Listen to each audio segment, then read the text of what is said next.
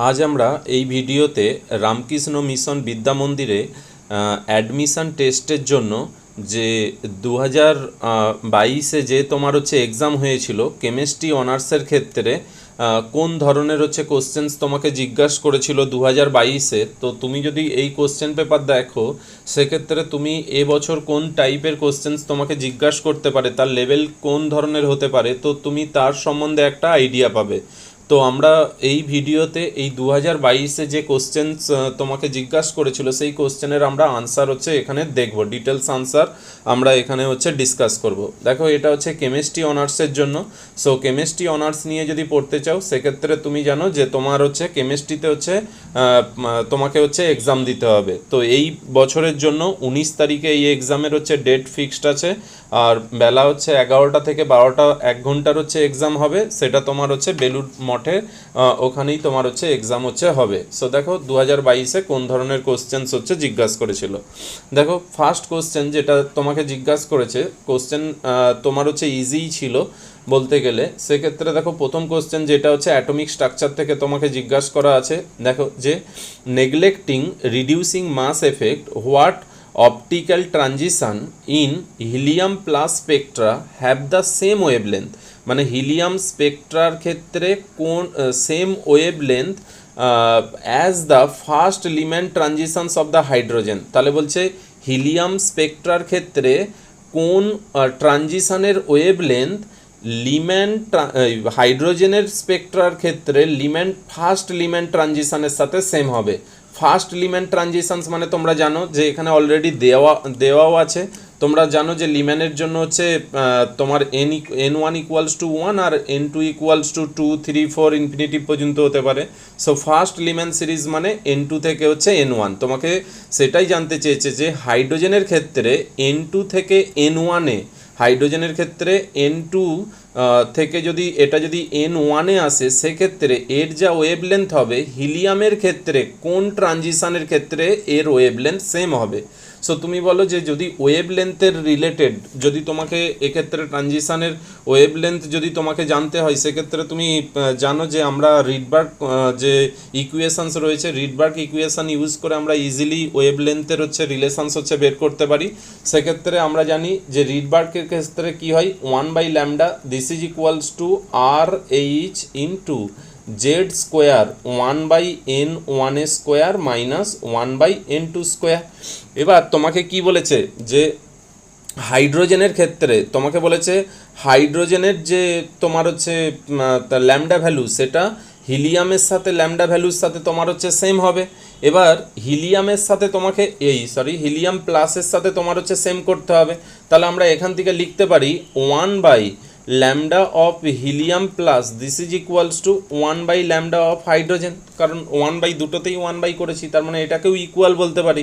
এবার তোমাকে বলে দিয়েছে যে হাইড্রোজেনের ক্ষেত্রে কোন ট্রানজিশন, না তোমাকে বলেছে হাইড্রোজেনের ক্ষেত্রে তোমার যে ট্রানজিশন সেইটা লিমেনের ফার্স্ট ট্রানজিশন, আর হিলিয়ামের ক্ষেত্রে তোমাকে বের করতে হবে। তাহলে তুমি লিখতে পারো যে রিডবার্গ কনস্ট্যান্ট ইন্টু হিলিয়ামের জন্য জেড স্কোয়ার, মানে এখানে হয়ে গেল কি 2 স্কোয়ার, তাহলে 1/n1 square minus 1/n2 square this is equals two, এখানে কি হয়ে যাবে রিডবার্গ কনস্ট্যান্ট ইন্টু হাইড্রোজেনের জন্য 1 স্কোয়ার, জেডের ভ্যালু 1 স্কোয়ার, আর এখানে তোমাকে কি বলেছে না ফার্স্ট ট্রানজিশন লিমেনের, তাহলে 1 থেকে 2, তাহলে 1/1 স্কোয়ার মাইনাস 1/2 স্কোয়ার, তাহলে কত হয়ে গেল না এখান থেকে তুমি বলতে পারো n1 square minus n2 square this is equals two, এখানে দেখো 2 স্কোয়ার মানে 4, এটা যদি আমি এই দিকে নিয়ে আসি তাহলে 1/4 হয়ে গেল, তাহলে 1/1 মাইনাস 1/4, তাহলে 1/4 দিয়ে যদি মাল্টিপ্লাই করে দিই তাহলে 1/4 মাইনাস 1/16,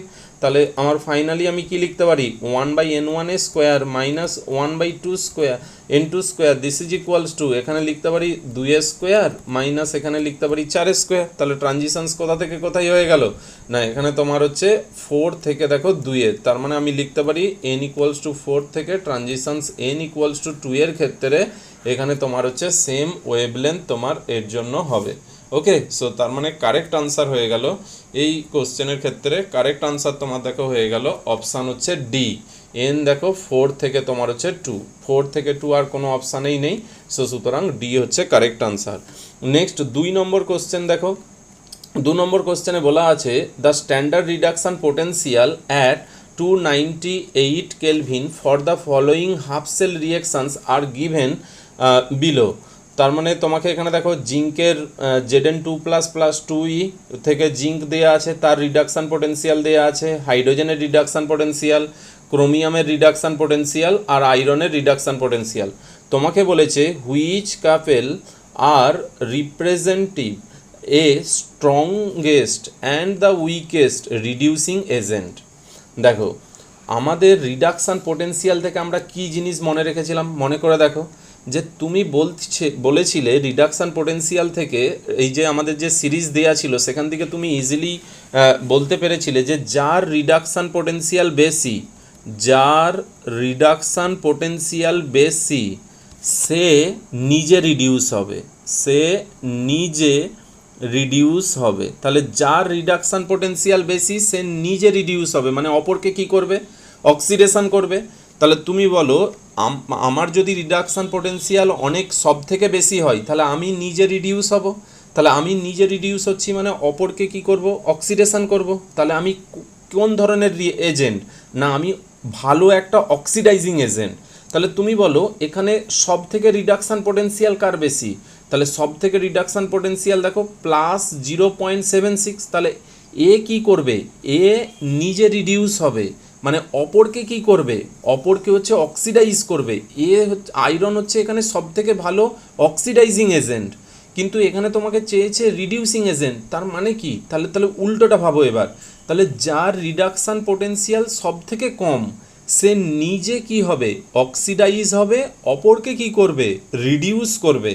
তাহলে কার এখানে সব থেকে কম রিডাকশান পোটেন্সিয়াল, তো দেখো 0.76, এর রিডাকশান পোটেন্সিয়াল সব থেকে কম -0.76।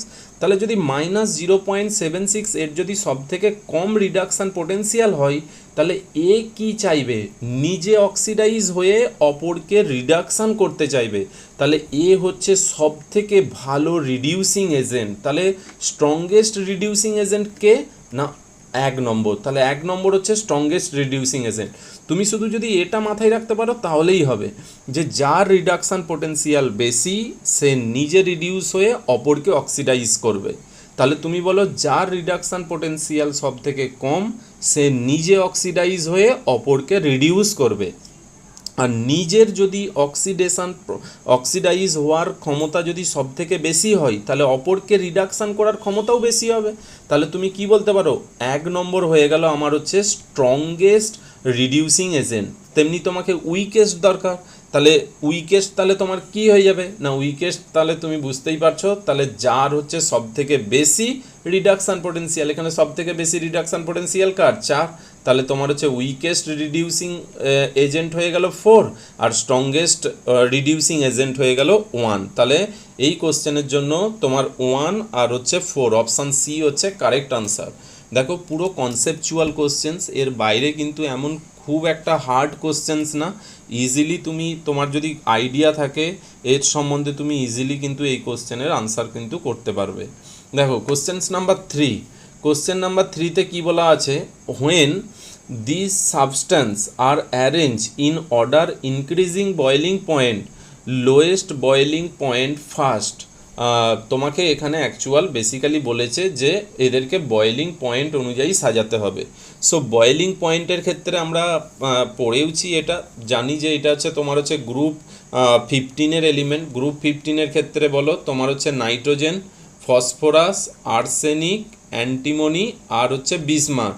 এবার এদের হাইড্রাইড দেয়া আছে, তাহলে NH3 PH3 ASH3 আর অ্যান্টিমনি H3 আর বিসমাথ H3। দেখো তোমাকে 3টে দিয়েছে, একটা হচ্ছে NH3 আর একটা PH3 আর একটা ASH3।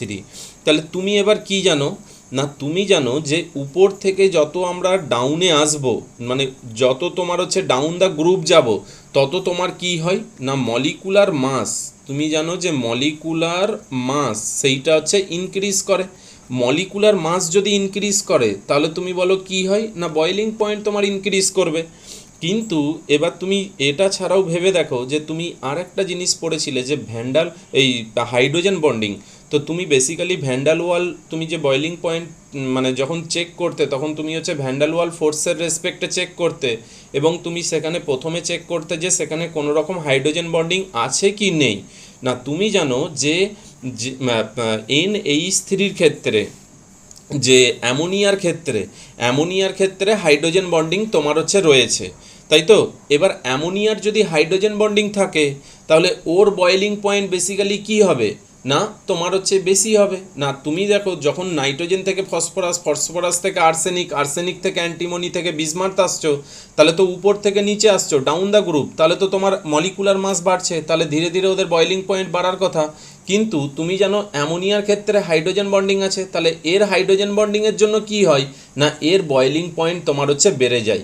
এবার কতটা বাড়ে কি করে মনে রাখবো, না সিম্পল একদম, এখানে দেখো টোটাল হচ্ছে 5টা, 1 2 3 4 5, তোমার দেখো এটাকে কি করো, এদের দুজনের মাঝে নিয়ে চলে আসো, অর্থাৎ PH3, তারপর ASH3, তারপর অ্যামোনিয়া, তারপর SbH3, তারপর হচ্ছে BiH3।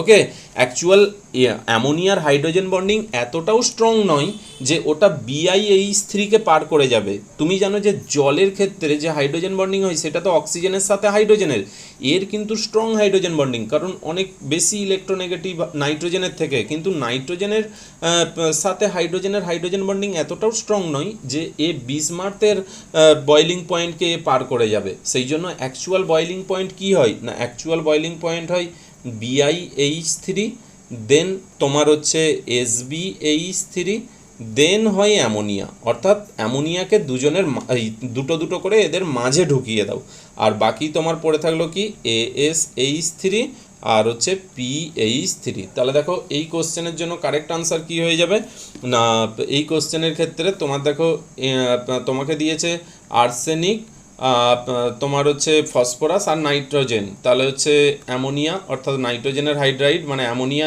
NH3, তারপর ASH3, তারপর PHH3, মানে 1 3 আর হচ্ছে 2, 1 3 2, তাহলে অপশান সি হচ্ছে এই কোশ্চেনের জন্য কারেক্ট আনসার। ওকে, নেক্সট দেখো 4 নম্বর, কোশ্চেন নাম্বার 4। কোশ্চেন নাম্বার 4-এতে তোমাকে কি বলা আছে, কোশ্চেন নাম্বার 4-এতে বলা আছে given the abundance of the isotope Fe54, Fe56 and Fe57 are 5%, 90% and 5% respectively are the atomic mass of the iron. অর্থাৎ তোমাকে এখানে এইটা আশা করি তুমি মানে জানো, এইগুলো খুবই ইজি কোশ্চেন। সেটা দেখো এই যে আয়রনের তোমার হচ্ছে অ্যাটমিক মাস দেয়া আছে, এখানে আয়রনের 3টে আইসোটোপের অ্যাটমিক মাস দেয়া আছে, আর তাদের পার্সেন্টেজ দেয়া আছে যে আমাদের প্রকৃতিতে সেইটা কতটা পার্সেন্টেজ তোমার রয়েছে সেইটা হচ্ছে দেয়া আছে। তাহলে তুমি কি করে অ্যাভারেজ মাস বের করেছিলে, তাহলে অ্যাটমিক মাস, না তুমি সেই মনে করে দেখো যে average atomic mass this is equals to তোমার হচ্ছে কী ছিল, অ্যাবান্ডেন্স ইনটু তোমার হচ্ছে অ্যাটমিক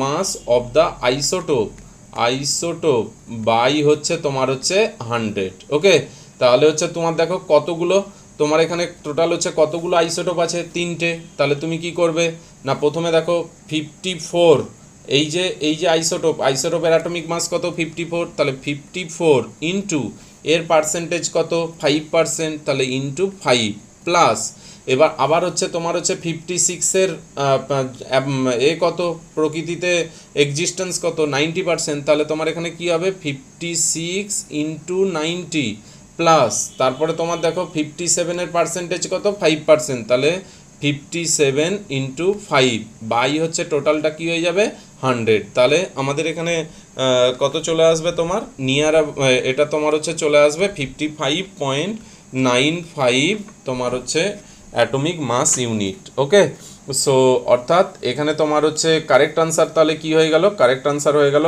55.95 অর্থাৎ অপশান বি। আশা করি এইটা তুমি হচ্ছে জানো, পড়েই আসছো যে তোমার হচ্ছে অ্যাভারেজ অ্যাটমিক মাস আমরা বের করি ওর অ্যাবান্ডেন্স মানে যেটা তোমার হচ্ছে প্রকৃতিতে যতটা এক্সিস্ট করে ইনটু ওর হচ্ছে অ্যাটমিক মাস, ওই আইসোটোপের অ্যাটমিক মাস, এইটারই হচ্ছে তোমার হচ্ছে সামেশানস হচ্ছে করে বাই হচ্ছে 100 করে দিলেই অ্যাটমিক তোমার হচ্ছে মাস হচ্ছে অ্যাভারেজ অ্যাটমিক মাস হচ্ছে বেরিয়ে যাবে। ওকে, সো এর 4 নম্বর কোশ্চেনের আনসার হয়ে গেল অপশান হচ্ছে বি। নেক্সট হচ্ছে দেখো কোশ্চেন নাম্বার 5। কোশ্চেন নাম্বার 5-এর ক্ষেত্রে বলেছে among the following identify the correct statement. এখানে তোমাকে কারেক্ট স্টেটমেন্টকে হচ্ছে আইডেন্টিফাই করতে হবে।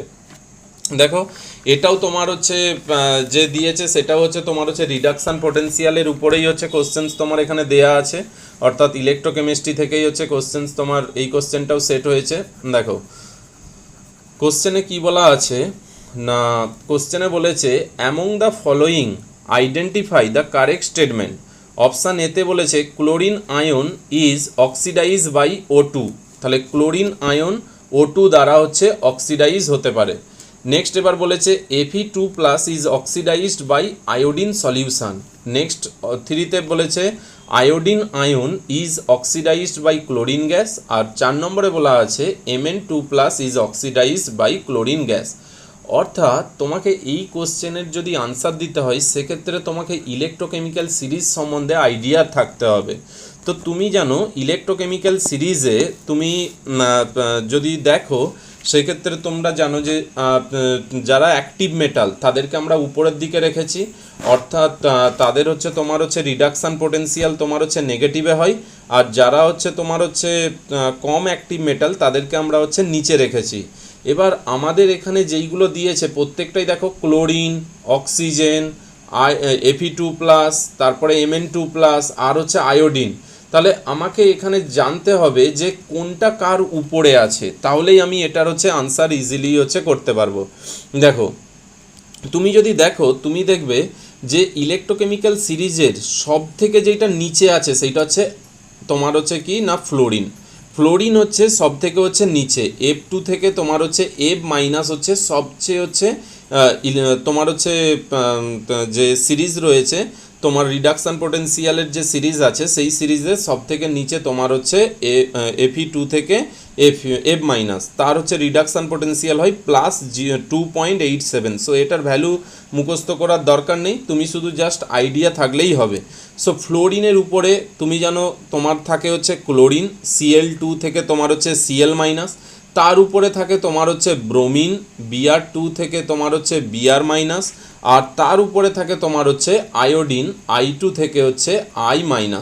এবার দেখো এবার কি হয় না এদের গ্যাপে গ্যাপে একজন করে তোমার মোটামুটি হচ্ছে থাকে। যেমন ধরো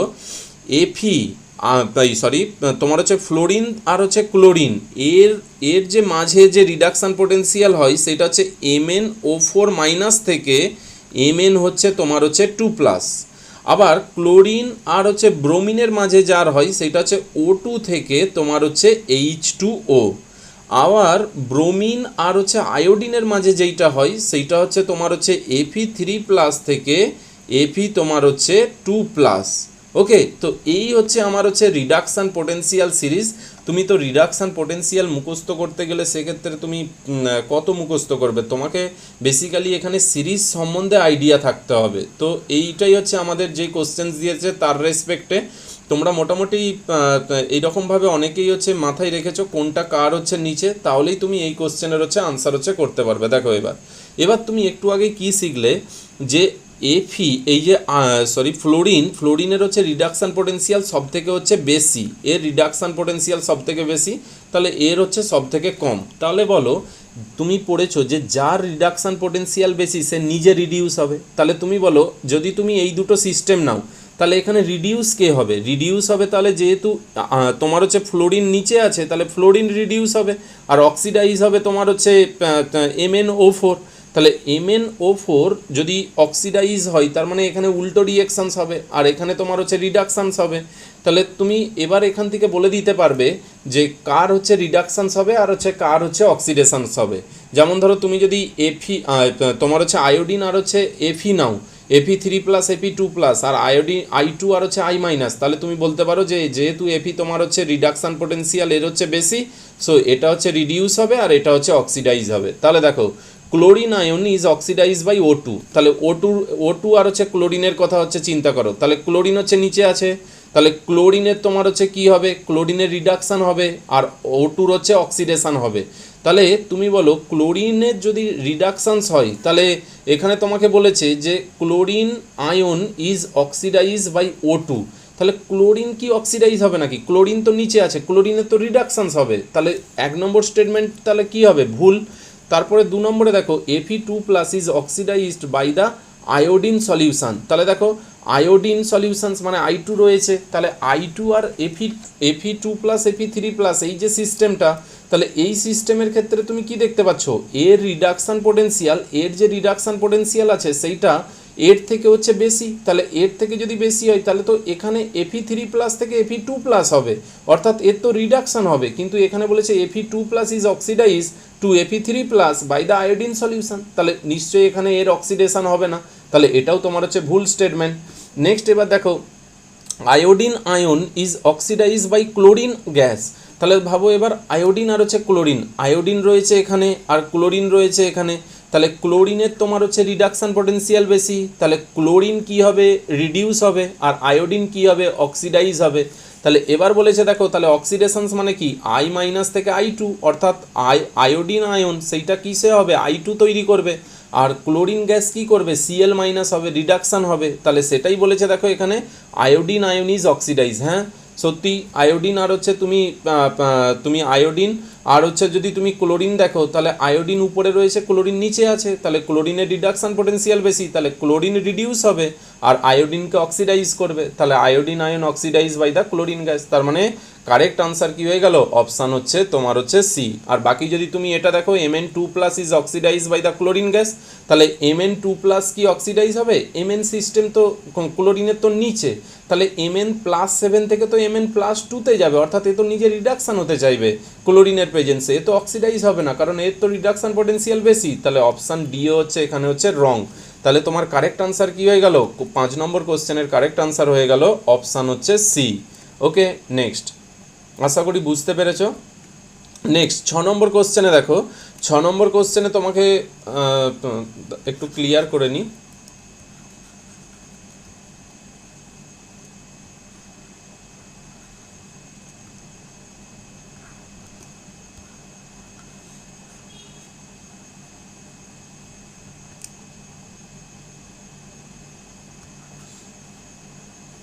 দেখো 6 নম্বর কোশ্চেনে বলেছে among the following compound whose aqueous solution turn red litmus paper to the blue.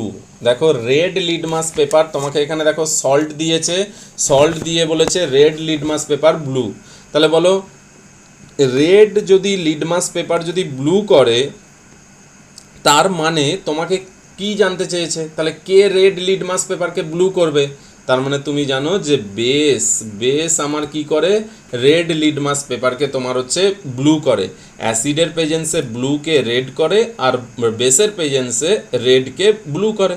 তাহলে তোমাকে এখানে খুঁজে বের করতে হবে যেই সল্টগুলো দেয়া আছে তার মধ্যে কোনগুলো হচ্ছে basic salt in aqueous medium, অর্থাৎ সল্টের হাইড্রোলিসিস হলে যদি তোমার এই যে সল্টগুলো সেইগুলো যদি জলেতে দাও, অর্থাৎ তাদের হচ্ছে যে অ্যাকোয়াস সলিউশন যদি করো তাহলে অ্যাকোয়াস সলিউশনে তোমার হচ্ছে কি কোনটা হচ্ছে বেস হচ্ছে তৈরি করবে। তাহলে তুমি ক্লাস 11-এর ইকুইলিব্রিয়ামে কি পড়েছো? যদি তোমার হচ্ছে স্ট্রং বেস প্লাস হচ্ছে week acid, strong base plus হচ্ছে উইক অ্যাসিড, তাহলে স্ট্রং বেস প্লাস হচ্ছে উইক অ্যাসিড, এদের দুজনের মিক্সচারে কি তৈরি করে না অ্যাকোয়াস সলিউশন তোমার হচ্ছে বেসিক হয়ে যায়। তাহলে স্ট্রং বেসের সাথে উইক অ্যাসিডের কম্বিনেশন সেখানে কোথায় দেয়া আছে তোমাকে চেক করতে হবে। তাহলে তুমি ডিরেক্ট আনসারে চলে আসো, অপশান দেখে আনসার তুমি হচ্ছে করো। তাহলে দেখো প্রথম কেসে না তুমি কি জানো? কেসিএন মানে কি? KOH প্লাস হচ্ছে HCN, KOH প্লাস HCN। তাহলে তুমি বলো যে KOH কি? একটা স্ট্রং বেস, HCN একটা কি উইক অ্যাসিড। তাহলে স্ট্রং বেস উইক অ্যাসিড, তার মানে এইটা তোমার হচ্ছে বেসিক তোমার হচ্ছে তৈরি করবে সলিউশনে, বেসিক তৈরি হবে। তারপরে বলেছে K2CO3 ক্ষেত্রেও ঠিক একই রকম, KOH প্লাস H2CO3। তাহলে KOH এটা মানে স্ট্রং বেস আর H2CO3 এইটা মানে উইক অ্যাসিড, তাহলে স্ট্রং বেস উইক অ্যাসিড মানে সলিউশন কি হবে? বেসিক হবে। নেক্সট হচ্ছে LiCN কি? LiOH lithium hydroxide plus HCN, তাহলে তোমার LiOH এটা একটা স্ট্রং বেস, আর HCN এটা একটা উইক অ্যাসিড, তাহলে স্ট্রং বেস উইক অ্যাসিড মানে এটাও সলিউশন কী হবে না বেসিক হয়ে যাবে। অর্থাৎ তোমার তিনটের ক্ষেত্রেই দেখো বেসিক, অর্থাৎ অপশান এই হচ্ছে আমার কারেক্ট আনসার। বাকিগুলোর ক্ষেত্রে একবার চেক করে নাও। অপশান বিতে দেখো K2CO3, KOH প্লাস H2CO3, তাহলে KOH স্ট্রং আর H2CO3 উইক, তাহলে এটা হচ্ছে তোমার হচ্ছে বেসিক। এখানে দেখো অ্যামোনিয়াম তোমার হচ্ছে অক্সালেট, তাহলে অ্যামোনিয়া NH4OH অ্যামোনিয়াম হাইড্রোক্সাইড থেকে তৈরি হয়, তাহলে অ্যামোনিয়াম হাইড্রোক্সাইড মানে কি এটা একটা উইক বেস, আর এটাও একটা উইক অ্যাসিড, তাহলে নিশ্চয়ই এটা বেসিক হবে না, তাহলে এটা তো ডিপেন্ড করবে তার তোমার হচ্ছে কে এর উপর বা কেবির উপর, তার মানে এটা তোমার হচ্ছে হবে না, তাহলে অপশান বি হতে পারে না। নেক্সট KCN এর ক্ষেত্রে KOH প্লাস HCN, তাহলে KOH এটা স্ট্রং, এটা হতে পারে।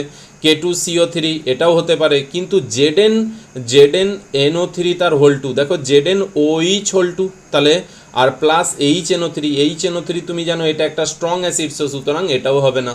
আর এর ক্ষেত্রে দেখো অ্যামোনিয়াম হাইড্রোক্সাইড দিয়ে দিয়েছে, অ্যামোনিয়াম হাইড্রোক্সাইড তো একটা উইক বেস, তার মানে এটাও তোমার হচ্ছে অপশানে হচ্ছে হবে না, তাহলে কারেক্ট অপশান হয়ে গেল 6 নম্বরের ক্ষেত্রে অপশান এ। ওকে, নেক্সট এবার 7 নম্বর কোশ্চেনে দেখো। 7 নম্বর কোশ্চেনে তোমাকে বলেছে যে the numbers of FBRF angle equals to 90 degree in BRF5 as per VACPR model. তাহলে দেখো VACPR মডেল থেকে তুমি কিভাবে আনসার দেবে না, VACPR মডেলে তুমি জানো যে আমাদের স্টেরিক নাম্বার বের করতে হয়, স্টেরিক নাম্বার থেকে আমরা ইজিলি ওর হাইব্রিডাইজেশন বের করতে পারি, হাইব্রিডাইজেশন বের করে ওর হচ্ছে শেপ আমরা হচ্ছে ডিফাইন করতে পারি। তাহলে দেখো তুমি BRF5 দিয়েছে, তাহলে BRF5, তাহলে BR ব্রোমিনের হচ্ছে কি হবে না, তুমি স্টেরিক নাম্বার হাফ ইন্টু ব্রোমিনের জন্য তুমি জানো এখানে হচ্ছে 7, আর এখানে প্রত্যেকটাই সিগমা বন্ড, তাহলে হচ্ছে 5, তাহলে 7 3 10 2 12, 12/2 মানে হচ্ছে 6 মানে তোমার হচ্ছে কি হবে sp3d2, তাহলে sp3d2 মানে হচ্ছে অক্টাহেড্রাল স্ট্রাকচার, তাহলে অক্টাহেড্রাল স্ট্রাকচার এখানে 6টা, কিন্তু এখানে বন্ড পেয়ার কটা রয়েছে 5টা, তাহলে বন্ড পেয়ার কটা হয়ে গেল 5টা, আর লোন পেয়ার কটা হয়ে গেল 1টা, তাহলে বন্ড পেয়ার 5টা, লোন পেয়ার 1টা, তাহলে দেখতে কেমন হবে, দেখতে হবে বিআর, এখানে হবে একটা ফ্লোরিন, এখানে হবে একটা ফ্লোরিন, এখানে হবে একটা ফ্লোরিন, এখানে একটা ফ্লোরিন, এখানে একটা ফ্লোরিন, আর এখানে হচ্ছে তোমার হচ্ছে লোন পেয়ার। এবার তোমার কোশ্চেন হচ্ছে যে এখানে 90 ডিগ্রি অ্যাঙ্গেল হচ্ছে কতগুলো না, তুমি জানো এই যে ফ্লোরিনগুলো এইগুলো তো ইকুইটোরিয়ালে রয়েছে, আর অক্টাহেড্রালের ক্ষেত্রে আমরা জানি যে ইকুইটোরিয়াল আর অ্যাক্সিয়ালের মধ্যে চেঞ্জ এত ফাস্ট হয় যে এখানে আমরা ডিফাইন করতে পারি না। যেমন ধরো টিবিবি স্ট্রাকচারে তুমি ইজিলি ডিফাইন করতে পারো ইকুইটোরিয়াল এবং অ্যাক্সিয়াল, এখানে সেক্ষেত্রে হয় না, কিন্তু এই ফ্লোরিনটা তো প্লেনের থেকে অ্যাবাবে রয়েছে, আর এই লোন পেয়ারটা বিলোতে রয়েছে, আর এই চারটে হচ্ছে প্লেনে আছে, তাহলে তুমি বলতে পারো এই বন্ডটা 90 ডিগ্রি, এটাও তোমার হচ্ছে 90 ডিগ্রি, এটাও 90, এটাও 90, আবার এর মধ্যে অ্যাঙ্গেল হচ্ছে 90, এর মধ্যে অ্যাঙ্গেল 90, তো এইগুলো 90 ডিগ্রি হওয়ার কথা কখন না, যদি এখানে কোনো লোন পেয়ার না থেকে এখানে আরেকটা ফ্লোরিন থাকতো, তাহলে বলতে পারতাম এখানে প্রত্যেকটা মানে এই যে ফ্লোরিন, এই যে বিপরীতে যেই ফ্লোরিনগুলো রয়েছে তারা তো 180 ডিগ্রি বুঝতেই পারছো, আর বাকি অন্যান্য ফ্লোরিন একে অপরের সাথে 90 ডিগ্রি, কিন্তু এখানে যেই ফ্লোরিনের বদল লোন পেয়ার দিয়ে দিলাম সাথে সাথে এখানে কি চলে আসলো, দেখো লোন পেয়ার বন্ড পেয়ার রিপালসান হয়ে গেল, আর এই যে লোন পেয়ারের সাথে এই লোন পেয়ারের সাথে এইটাও তোমার যেই অ্যাঙ্গেলে আছে এই ফ্লোরিনও সেই অ্যাঙ্গেলে, এই ফ্লোরিনও সেই অ্যাঙ্গেলে, এই ফ্লোরিনও সেই অ্যাঙ্গেলে, মানে কি এই স্কোয়ারটা তো এটা তো বোর্ডের প্লেনে, আর এইটা তো নিচের দিকে রয়েছে, এটা তো বিলো দ্য প্লেন, তার মানে এর সাথে এর সাথে এর সাথে সব অ্যাঙ্গেল হচ্ছে সেম, মানে এই যে লোন পেয়ারটা এদের প্রত্যেকের সাথেই রিপালসান হবে, তাহলে এই ফ্লোরিনগুলোকে কি এক্স্যাক্ট ওদের পজিশানে থাকতে দেবে না, তাহলে এখানে কি হয়ে গেছে প্রত্যেকটা দেখো এখানে মানে ওদের যে অ্যাকচুয়াল স্ট্রাকচার সেটা ডিস্টর্টেড হয়ে গেছে, অর্থাৎ তোমার এখানে কোনো বন্ডই হচ্ছে এক্স্যাক্ট 90 ডিগ্রি অ্যাঙ্গেলে তোমার হচ্ছে নেই, তার মানে লোন পেয়ার প্রেজেন্ট থাকার জন্য অর্থাৎ লোন পেয়ার বন্ড পেয়ার রিপালসানের জন্য এখানে কোনো বন্ডই 90 ডিগ্রি অ্যাঙ্গেলে নেই, তাহলে এই কোশ্চেনের জন্য কারেক্ট আনসার হয়ে গেল তোমার হচ্ছে অপশান ডি। বুঝতে পেরেছো আশা করি যে লোন পেয়ারটা যদি না থাকতো তাহলে এখানে যদি ফ্লোরিন থাকতো তাহলে প্রত্যেকটাই 90 ডিগ্রি, যেই লোন পেয়ার আসে তাহলে রিপালসান হবে, রিপালসানের জন্য তো কিছুটা হলেও তো ওরা তো ওদের জায়গা থেকে সরে যাবে, যেই জায়গা থেকে সরে যাবে তাহলেই তো 90 ডিগ্রিটা চেঞ্জ হয়ে যাচ্ছে, সেই জন্য তোমার হচ্ছে 90 ডিগ্রি অ্যাঙ্গেলে একটা বন্ডও হবে না। নেক্সট এবার কোশ্চেন নাম্বার 8।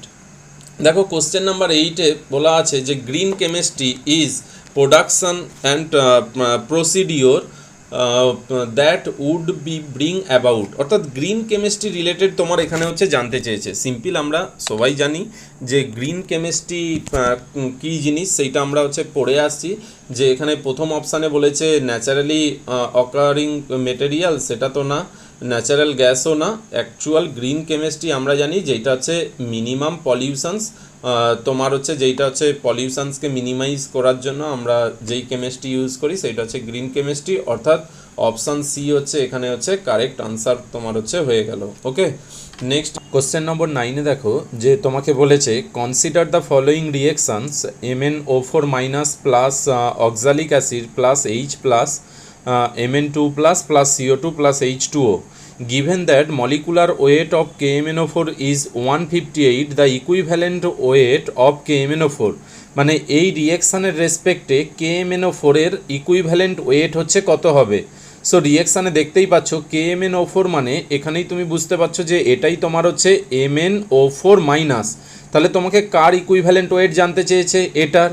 তো এখানে দেখতে পাচ্ছ যে MnO4 মানে এখানে তোমার হচ্ছে +7, MnO4 মাইনাসে Mn হচ্ছে তোমার +7, আর C2O4 এটা তোমার হচ্ছে CO2 হয়েছে, তার মানে তুমি কি বলতে পারো এখানে Mn এর হচ্ছে রিডাকশান হয়েছে আর অক্সালিক অ্যাসিডের হচ্ছে অক্সিডেশন হয়েছে। তাহলে Mn এর যদি রিডাকশানস হয় তুমি জানো যে এক্ষেত্রে যদি তোমাকে ইকুইভ্যালেন্ট ওয়েট বের করতে হয় সেক্ষেত্রে আমাদের ব্যালেন্স করার হচ্ছে প্রয়োজন পড়বে না, সেক্ষেত্রে আমাকে যার ইকুইভ্যালেন্ট ওয়েট বের করতে বলেছে তার রেসপেক্টে আমি শুধু খালি দেখব যে আমার এখানে এর হচ্ছে সংখ্যা কতগুলো আর তার রেসপেক্টে তোমার হচ্ছে change of the oxidation number. মানে আমরা জানি যে equivalent weight this is equals to molecular weight by হচ্ছে এন ফ্যাক্টর। তাহলে এখানে মলিকুলার ওয়েট দিয়ে দিয়েছে 158, তাহলে এন ফ্যাক্টর মানে কি এখানে এটা তো রেডক্স রিয়েকশনস, তাহলে পার্টিকুলার রিডাকশানের জন্য নাম্বারস অফ ইলেকট্রন চেঞ্জ বা অক্সিডেশনের জন্য নাম্বারস অফ ইলেকট্রন চেঞ্জ। তাহলে এখানে MnO4 মাইনাসের দিয়েছে, তাহলে MnO4 এ ম্যাঙ্গানিজ হচ্ছে +7-এ আছে আর এখানে ম্যাঙ্গানিজ হচ্ছে +2-তে রয়েছে, +7 থেকে +2 মানে চেঞ্জ কত 5টা ইলেকট্রনের চেঞ্জ, তার মানে আমার এন ফ্যাক্টর কত হয়ে গেল এর জন্য হচ্ছে 5 হয়ে গেল। তাহলে আমার আনসার কত হয়ে যাবে 158 বাই হচ্ছে তোমার হচ্ছে 5, তাহলে 158 বাই হচ্ছে তোমার হচ্ছে 5, সো 31 পয়েন্ট, তাহলে 31 পয়েন্ট হচ্ছে 6, তাহলে কোশ্চেন নম্বর 9-এর কারেক্ট আনসার হয়ে গেল 31.6। নাম্বার 10-এতে তোমাকে বলা আছে যে 10 mole of an 0.1 normal oxalic acid solutions for complete the neutralizations with 0.1 normal NaOH solutions required। তাহলে তুমি এখানে কি করছো না 10 ml 0.1 নর্মাল অক্সালিক অ্যাসিড সলিউশনকে কমপ্লিট নিউট্রালাইজেশনস করছো, অর্থাৎ এটা তোমার হচ্ছে N1 নর্মালিটি দেওয়া আছে, তাহলে নর্মালিটির ক্ষেত্রে তোমার খুবই ইজি। তো তুমি জানো নর্মালিটি যদি দেওয়া থাকে N1V1 ইকুয়ালস টু তোমার কি হয় N2V2, আর এটাই যদি মোলারিটি দেওয়া থাকতো তাহলে আমরা এখানে এন ফ্যাক্টরটা শুধু খালি যোগ করে দিতাম N ফ্যাক্টর 1 M1V1 সমান N ফ্যাক্টর 2 M2V2। তাহলে এখানে তোমাকে N1V1 সমান N2V2 দেওয়া আছে, তাহলে এখানে কি আছে N1 এর ক্ষেত্রে দেখো অক্সালিক অ্যাসিডের নর্মালিটি কত 0.1, তাহলে নর্মালিটি 0.1, ভলিউম কত দিয়েছে ভলিউম দিয়েছে 10, আর তোমার এখানে কত NaOH এর নর্মালিটি দিয়েছে NaOH এর নর্মালিটি দিয়েছে 0.1, আর তোমাকে জানতে চেয়েছে ভলিউম কতটা লাগবে, তাহলে ভলিউম কতটা লাগবে বলো 0.1 যদি কেটে যায় তাহলে 10 ml তোমার হচ্ছে ভলিউম লাগবে, তাহলে তোমার 20 ml NaOH সলিউশনস, তাহলে অপশান এ তোমার হবে না। তারপরে 10 ml NaOH solution as both are the same normality, হ্যাঁ তার মানে অবশ্যই যে অপশান বি হচ্ছে কারেক্ট, তো কারণ হচ্ছে এখানে দুজনের হচ্ছে নর্মালিটি হচ্ছে তোমার হচ্ছে সেম দেওয়া আছে, সো নর্মালিটির রেসপেক্টে আমরা জানি এইরকমভাবে আমরা নিউমেরিক্যাল অনেক হচ্ছে করেছি। ওকে, নেক্সট দেখো কোশ্চেন্স নাম্বার 11-এর ক্ষেত্রে কি বলেছে, কোশ্চেন্স নাম্বার 11-এ বলেছে tick the correct answer both the energy of the universe and the entropy are constant.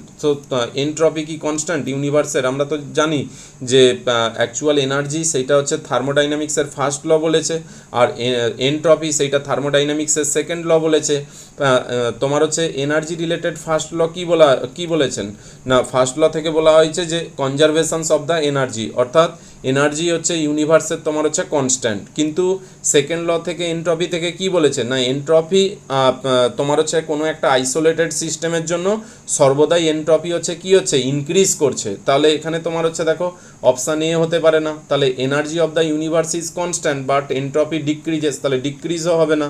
তাহলে energy of the universe is decreases, এটাও হবে না। তাহলে energy of the universe is constant but entropy increases, তাহলে option D হচ্ছে এখানে correct answer. ওকে, next এবার দেখো কোশ্চেন্স নাম্বার 12। কোশ্চেন নাম্বার 12 ক্ষেত্রে কি বলা আছে, কোশ্চেন্স নাম্বার 12 দেখো তোমাকে কেমিক্যাল কাইনেটিক্স থেকে এই ধরনের কোশ্চেন্স আমরা জানি বোর্ডেতে আসে, যে তোমাকে হচ্ছে এই যে সেট অফ এক্সপেরিমেন্ট দিয়ে আছে 1 2 3, এদের ইনিশিয়াল কনসেন্ট্রেশনস এ আর বি এর হচ্ছে দেয়া আছে, এখানে রেট দেয়া আছে, তোমাকে বলেছে অর্ডার অফ দ্য রিঅ্যাকশনস বের করতে। সো তোমরা পড়েছো বোর্ডের জন্য, যারা একটু ভালো করে পড়াশোনা করো এইগুলো তো তাদের কাছে খুবই ইজি।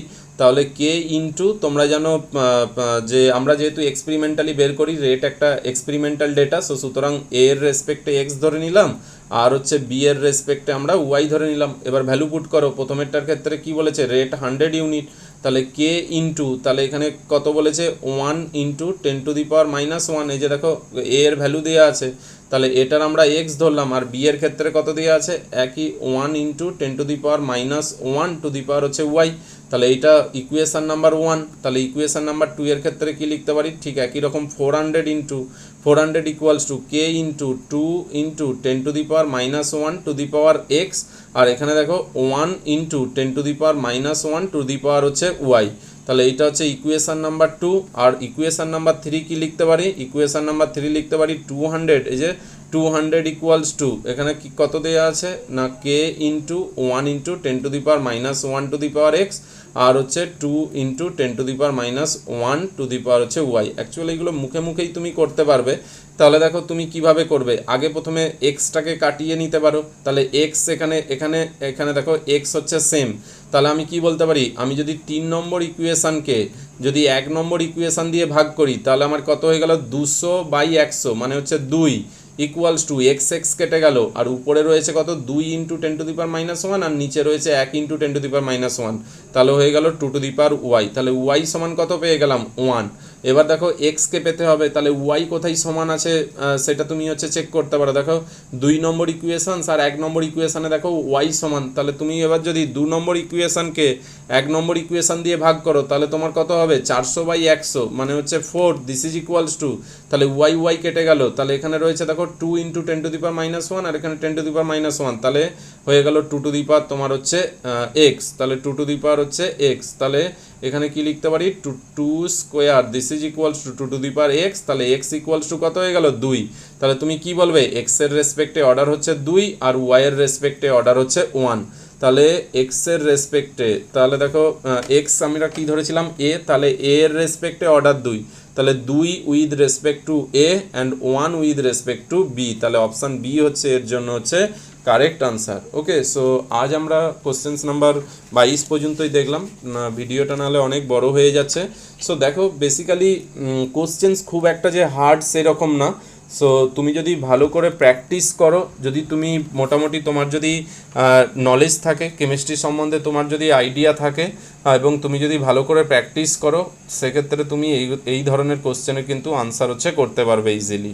ওকে, সো এই ধরনেরই কোশ্চেন্স আসবে, ভালো করে প্র্যাকটিস করো, এবং যদি কোনো কোশ্চেনে কনফিউশনস মনে হয় বা যদি কোনো মনে হয় যে আনসার তোমার হচ্ছে ভুল লাগছে, সেক্ষেত্রে তুমি কমেন্ট সেকশানে জানাতে পারো, তোমার রেসপেক্টে কি কারেক্ট আনসার হবে সেটাও তুমি হচ্ছে সাজেস্ট করতে পারো। ওকে, সো থ্যাংক ইউ।